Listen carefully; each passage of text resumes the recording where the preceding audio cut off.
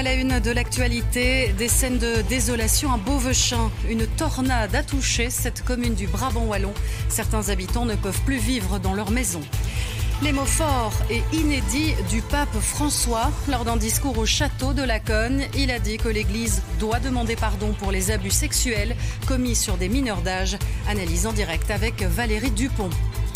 Dernier préparatif à l'hôtel de ville de Bruxelles, c'est la fête de la Fédération Wallonie-Bruxelles aujourd'hui avec ses traditionnels discours politiques. Écho avec Thomas Dechamps sur place. 5e journée consécutive de frappes israéliennes contre le Hezbollah au Liban. De nombreux villages sont dévastés et les hôpitaux débordés. Enfin, pas de victoire pour le premier match de l'Union Saint-Gilloise en Europa League. Les Bruxellois ont loupé pas mal d'occasions. Score final 2-1. Votre 13h, Ophélie Fontana. Bonjour à toutes et tous. C'est un phénomène météo qui se produit très rarement chez nous. Une tornade a donc touché tout un quartier de Beauvechin hier soir. Personne n'a été blessé, fort heureusement, mais les dégâts matériels sont impressionnants. Une vingtaine de maisons sont partiellement détruites. Arnaud Pilet et Jennifer Istas se sont rendus sur place. Cette maison a été touchée de plein fouet par la tornade. Le haut de l'habitation n'existe plus. La famille ne peut plus y habiter. Elle était présente hier soir vers 18h lorsque la tornade est arrivée. Moi et ma sœur, on était à l'étage et ma maman était en bas et on a vu les branches arriver parce que le vent venait de ce côté-là, sur la maison. On a vu les branches arriver et on a couru, on s'est mis à l'abri. L'avant, là, les fenêtres, elles sont cassées. On a senti la porte tomber sur nous, ça aussi. Pour le toit, ça, on ne savait pas. On ne savait pas du tout ce qui se passait en bas, rien du tout. C'est juste ce qu'on voyait. Et ça a duré combien de temps ? 30 secondes, pas plus. Quelques secondes qui auront suffi à provoquer des dégâts considérables. Quelques heures après, la solidarité s'est organisée. L'heure est au déblaiement, même si certains habitants restent très choqués. On a entendu du bruit, et puis c'était parti, quoi. Le toit, on a entendu que tout partirait. C'était horrible, quoi. Oui, c'était vraiment horrible. Oui. Vous avez eu peur ? J'ai eu peur et mes enfants aussi.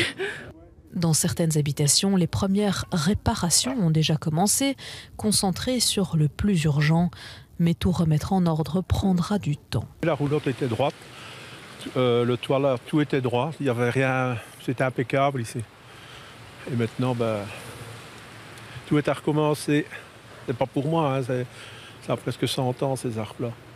Au total, une vingtaine d'habitations ont été touchées sur la commune de Beauvechin. Il n'y a eu aucun blessé, c'est un vrai miracle. Déjà, beaucoup de compagnies d'assurance sont passées hier soir, c'est une bonne chose. Donc les travaux ont déjà recommencé pour certains. On doit refaire des toitures parce qu'il y a plusieurs maisons sans toit.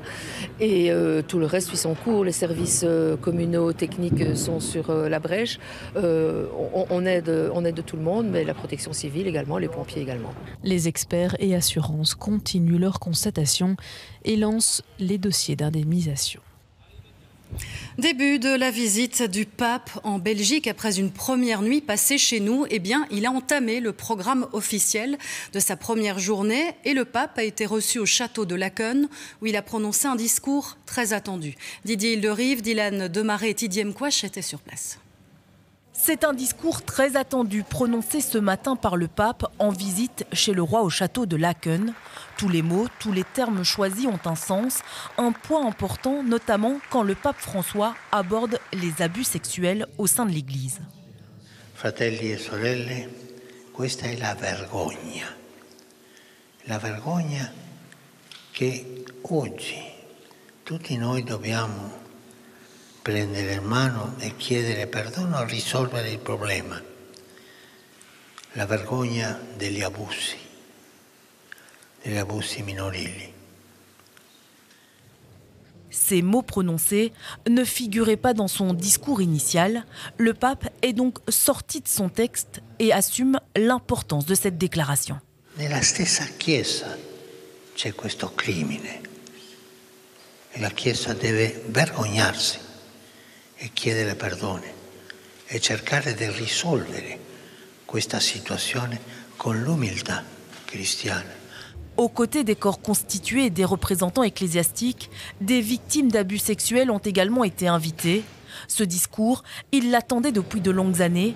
Les mots du pape n'ont pas suffi à apaiser leurs blessures. Je trouve que c'était un peu court.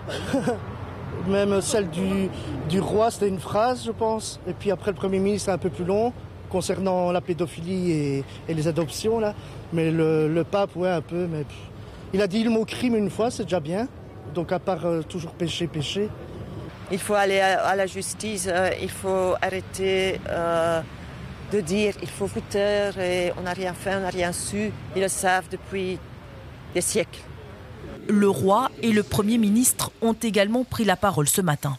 Heilige Vader, u heeft de verschrikkelijke tragedie van het seksueel misbruik binnen de kerk streng veroordeeld. Het heeft zo lang geduurd voor hun noodkreten werden gehoord of erkend. Er wordt al lang gezocht naar manieren om het onherstelbare te herstellen. Vandaag volstaan daarom niet alleen woorden. Er moeten ook concrete stappen gezet worden. Malgré des mots forts, le pape n'est pas parvenu à calmer la colère et le sentiment d'injustice des victimes. Oui, c'est vrai, nous venons d'entendre des victimes d'abus sexuels dans l'Église plutôt déçues. D'autres ont réagi un peu plus positivement lors de notre émission spéciale sur la Une.